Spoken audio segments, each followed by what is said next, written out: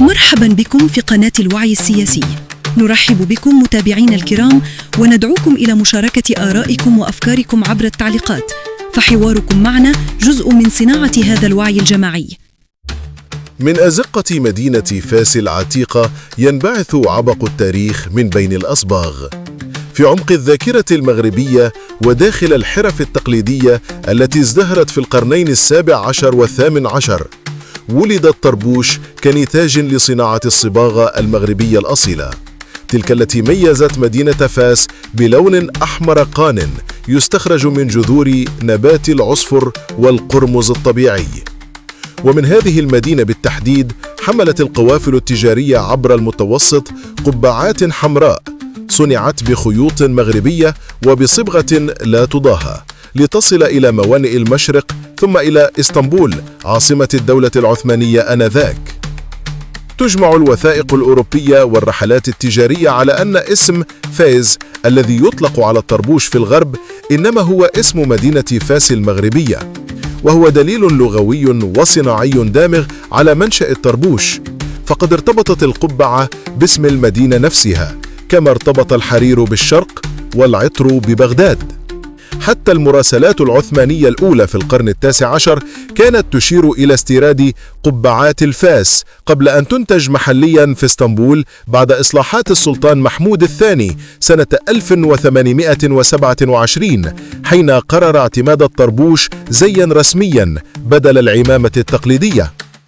قبل هذا التاريخ لم يكن الطربوش معروفا في البلاط العثماني إلا كلباس غريب حمله بعض التجار والعسكريين العائدين من المغرب الكبير، لكن سرعان ما أصبح رمزا للحداثة والانفتاح بعد أن أدرك السلطان أن هذه القبعة الصغيرة تمثل روحا جديدة أقرب إلى العصر الأوروبي وأكثر اتساقا مع مظهر الدولة الحديثة. ومنذ ذلك الحين نسب الطربوش خطأ إلى الأتراك، مع أن أصله ثابت في المغرب بشهادة الصناعة والاسم والمادة. الأبحاث الحديثة التي أجرتها جامعات أوروبية ومغربية تؤكد أن أصل الطربوش مغربي المنشأ متوسطي الانتشار عثماني التبني، فقد ظل المغاربة منذ قرون يرتدونه في المناسبات الدينية والسياسية، خاصة علماء فاس والقضاة والوجهاء، كرمز للوقار والهوية. ومع تصاعد التجارة بين شمال إفريقيا والمشرق انتقلت هذه الموضة المغربية إلى مصر ثم إلى اسطنبول، حيث تبناها العثمانيون وجعلوها شعارا لإصلاحاتهم.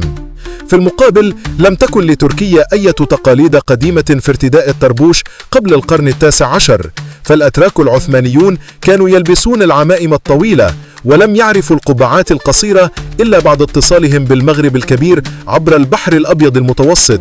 ويثبت هذا أن التأثير المغربي سبق التبني العثماني بقرون، مما يجعل القول بأصل تركي للطربوش ادعاء لا سند تاريخي له. إنما يؤكد أصالة الطربوش المغربي أكثر هو أنه ظل حاضرا في الهوية الوطنية المغربية حتى بعد أن تخلى عنه العثمانيون لاحقا. ففي المغرب لا يزال الطربوش رمزا للسيادة والكرامة يرتديه الملوك والعلماء والوجهاء، وهو جزء من الزي الوطني إلى اليوم، بينما اختفى تقريبا من الحياة اليومية في تركيا منذ إلغائه رسميا عام 1925 على يد مصطفى كمال أتاتورك. وهكذا فإن الطربوش ليس تركي الأصل كما يظن الكثيرون، بل مغربي النشأة والهوية، واسم فاس الذي تبنته اللغات الأجنبية هو الشاهد الحي على ذلك. مدينة فاس التي صدرت اللون والصنعة والرمز كانت مهد هذا التراث الذي عاشقه الأتراك فأضفوا عليه طابعهم، لكنه ظل في الجوهر مغربيا خالصا. تاريخ الأشياء لا يكتب بما تبنته الإمبراطوريات بل بما أبدعته الشعوب، والطربوش شاهد حي على عبقرية الحرفيين المغاربة الذين نسجوا من الخيوط واللون رمزا خلدته الأمم. من فاس إلى إسطنبول رحلة قبعة صغيرة صنعت مجدا ثقافيا كبيرا، وبقيت إلى اليوم تحكي أن الأصالة تبدأ من المغرب. كان معكم سامي دريري من وحدة التحقيقات التاريخية في قناة الوعي السياسي. إلى اللقاء.